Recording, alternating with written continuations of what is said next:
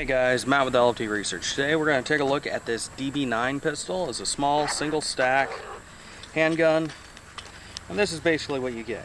Nice little bag to hold it, a 6-round magazine, and the gun itself. Now, for the gun, it's very smooth-sided, so no last round hold open. It's striker fired, and well, it's nice and very tiny. And it's also cheap. I think I picked this thing up for about 200 bucks on a sale. I haven't had 100% reliability on it, but let's put a few rounds through this thing and see what you guys think here at the range. Alright, so first off, we're going to start off by loading this gun with some of my reloads. These right here look to be the Winchester primers, and some of these mixed in here are also going to be CCI primers. I know, some guys that are reloaders are going to scream at me for that, but in all honesty, you really don't see a pressure differential when you're dealing with metallic cases. Shotguns, whole nother story.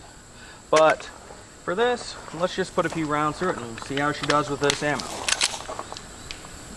Alright, let's go for a headshot. Hostage target.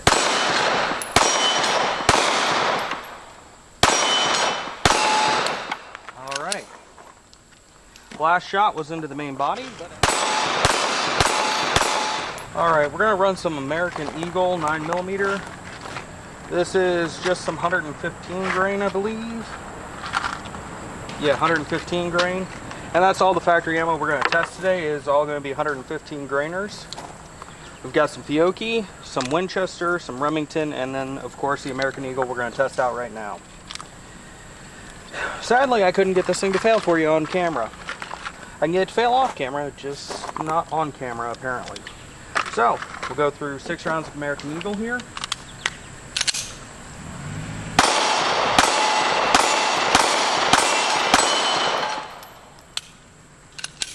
Alright.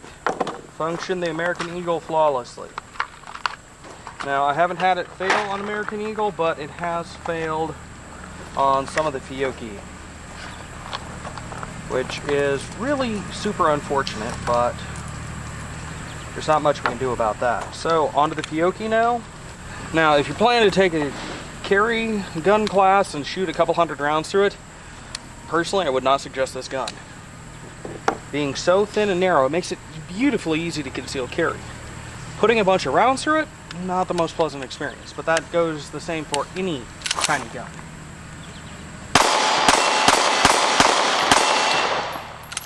Alright, there we go. 6 Fiocchi, no problem.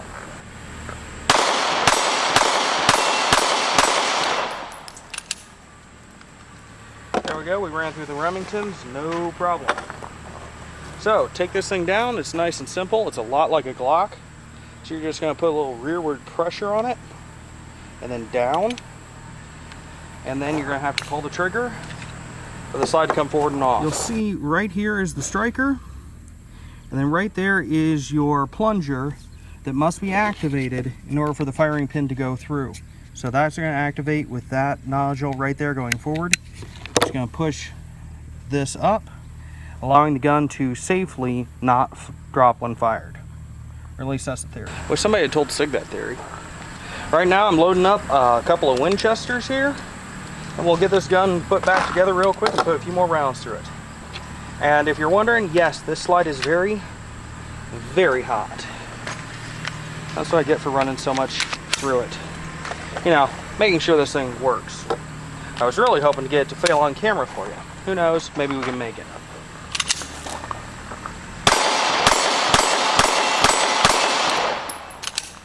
There you go. Apparently for this range trip, it has decided to function flawlessly for you. Though I can tell you that I have had more than a dozen light primer strikes. Granted, I haven't put 500 rounds through the thing yet, so it could be just breaking in.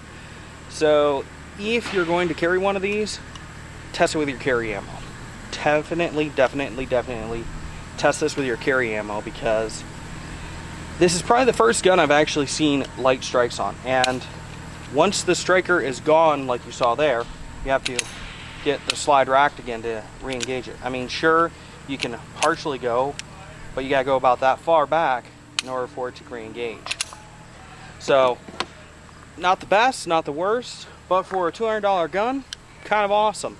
So, thanks for watching, and of course, thanks to RevTac for letting us use their facility here today.